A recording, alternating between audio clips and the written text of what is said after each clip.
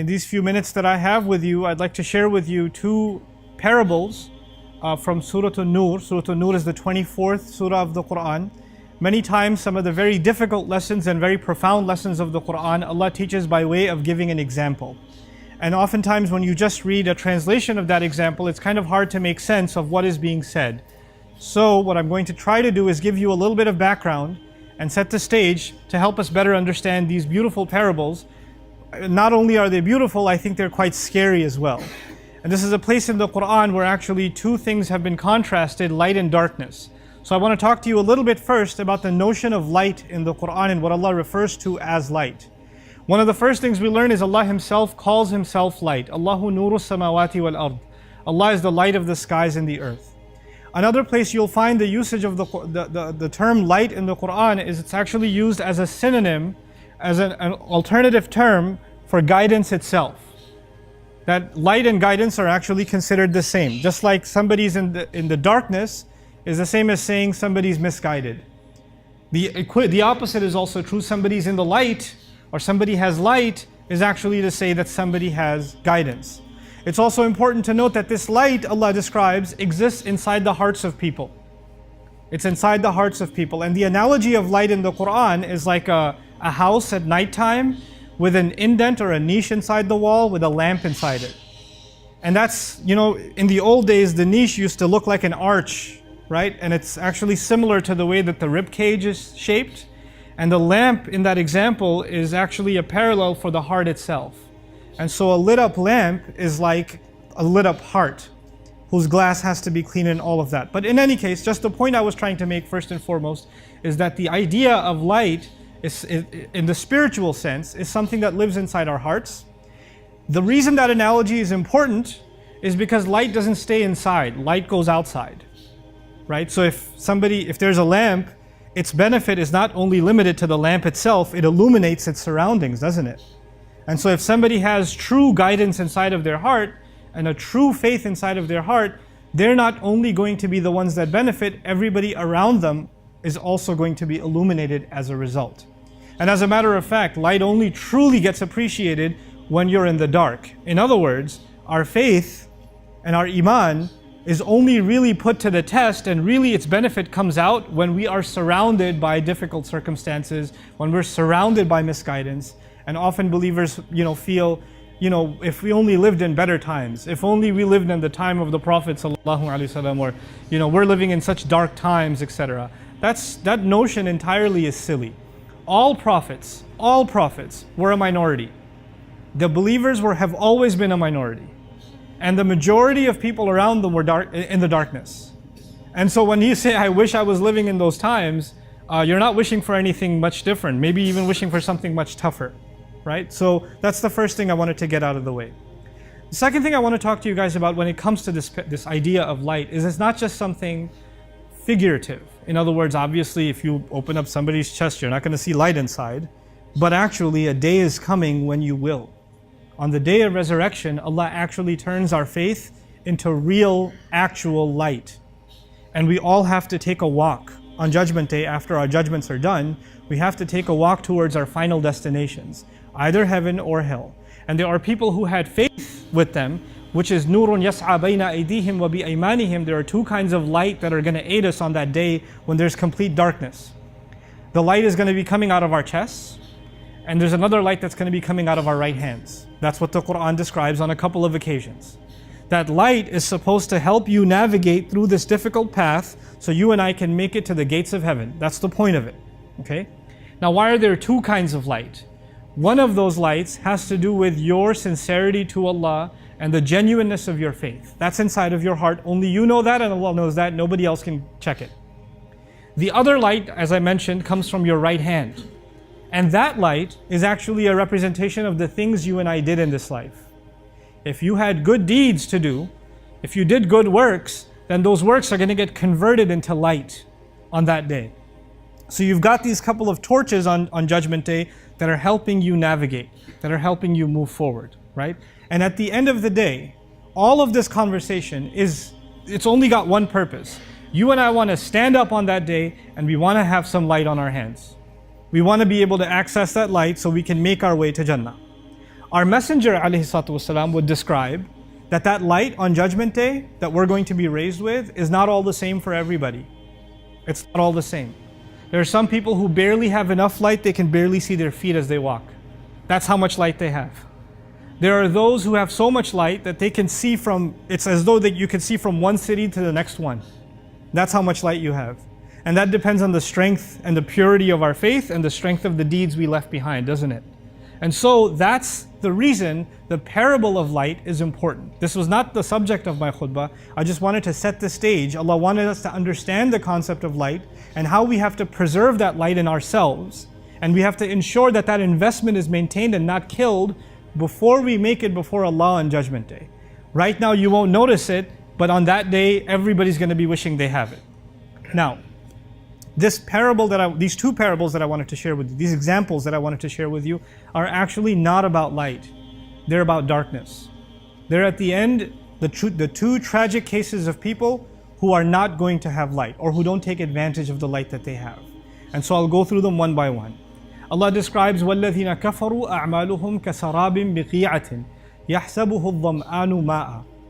Allah says, as for those who've disbelieved, which can also be translated those who've buried away, meaning buried their light away. That's one of the other ways you can think of the word kufr. Anyway, those who've denied and have been ungrateful and have buried their light away, what about them? Well, they are like somebody traveling in the middle of the day in a desert and they see a sarab, which means a mirage. So a man is thirsty, a woman is thirsty, lost in the desert, and they're trying to find a place to survive. And of course, in the hot sun, you start seeing waves where there are no waves. Things get a little watery looking in the distance, and that's a mirage. And because you're dying of thirst, you think that's worth something. And so, يَحْسَبُهُ الظَّمْآنُ مَاءً, the desperately thirsty one runs towards that water, thinking that it's water. حَتَّى إِذَا جَاءَهُ, until the point where he reaches it. لَمْ يَجِدْهُ شَيْئًا, he found nothing there. It was just sand. It was a false image. فَوَفَّاهُ حِسَابَهُ وَاللَّهُ سَرِيعُ الْحِسَابِ. So Allah, and he will only find Allah there. He was looking for water and Allah makes a strange turn in the example. He says instead of finding water there, he will find his master there. فَوَجَدَ اللَّهَ عِنْدَهُ فَوَفَّاهُ حِسَابَهُ. He'll find Allah there and Allah will complete his account there. Allah will give him what he deserves. Wallahu sari'ul hisab, and Allah is quick in taking the audit. Allah is quick in taking account of all the things you and I did.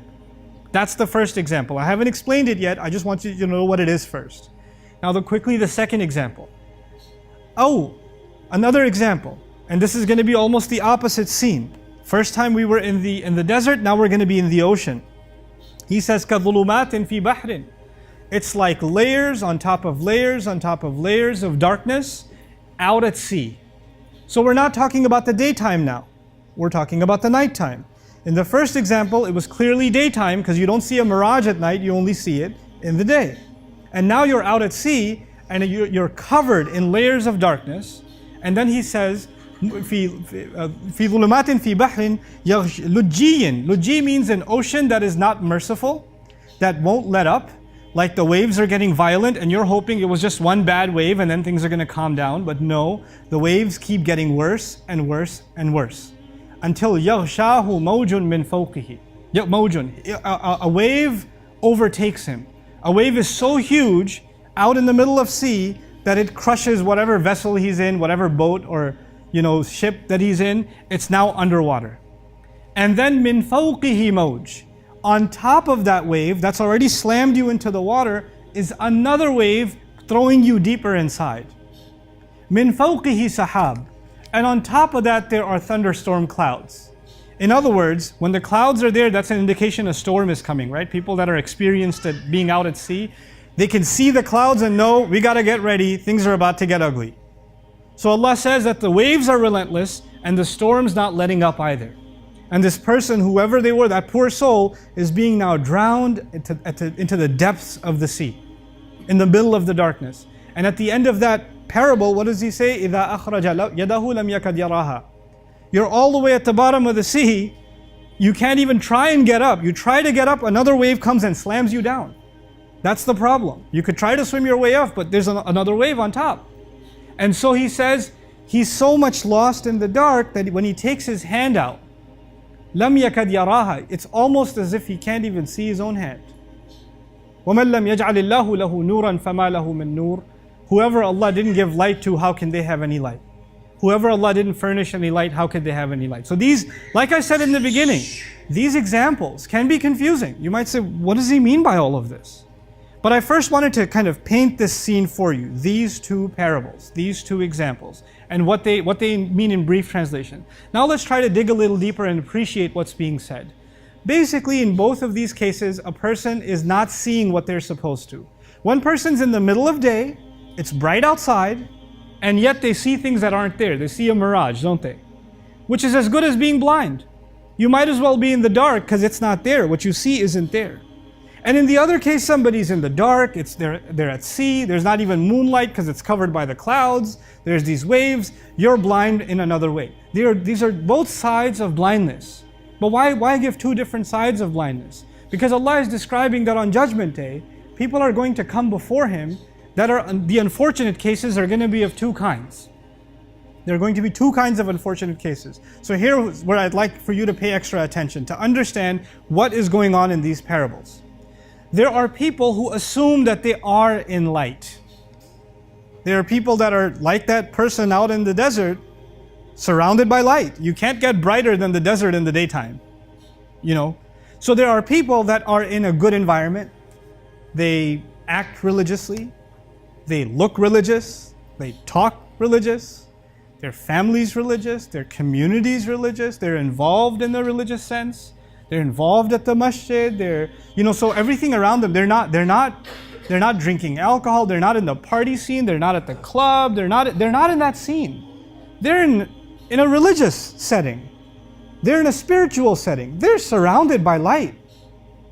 And a lot of times we assume that people like that are straight one-way ticket to heaven. They're good. They've made it. They've got no issues. But unfortunately, even when you're surrounded by that much light, you know what happens sometimes? You start becoming delusional. You start thinking that the appearance of looking religious, the words that you use that make you sound like you're religious, the outside of your being committed to the faith, you look like you're pretty enlightened, doesn't actually say anything about what's going on the inside. There could be two very different realities. We have, unfortunately, in the Muslim world, this is something Allah comments exhaustively on in the Quran. I'll just oversimplify it for now. Basically what happens is you have people that look very spiritual, very enlightened, very religious, very committed to the faith on the outside. And they commit to those things that make them look that way. So clothing becomes very important. Appearance becomes very important. Pronouncing certain utterances becomes very important. All the things that other people can perceive become important. But there's something going on inside of you like greed, like jealousy, like pride, like anger, like hatred. You can't see somebody else succeed, it bothers you. You don't feel even a little bit of sympathy when you're being ruthless to children in the family. You don't consider the people whose rights you're taking away because it's all personal, nobody's going to find out. You don't see it because it's not in front of people, so it doesn't matter. What is in front of people needs to look pristine. And what's going on inside is ugly. It's dark. And these people assume that because they're doing good things, they're volunteering, they even grew out a beard, they put the hijab on, they even memorized some Quran, they worked on their tajweed, all the outside stuff is pretty good. They start assuming also that Allah is going to really reward me for all of this. I'm doing pretty good. As opposed to this other person who can't even recite the Fatiha, as opposed to that other person who can't even do this X, Y, or Z. They don't even pray in the masjid or whatever else. You start comparing yourself thinking you're doing pretty good because you're in the light. And that, by the way, that sense of superiority is probably the worst of all of the other vices I mentioned.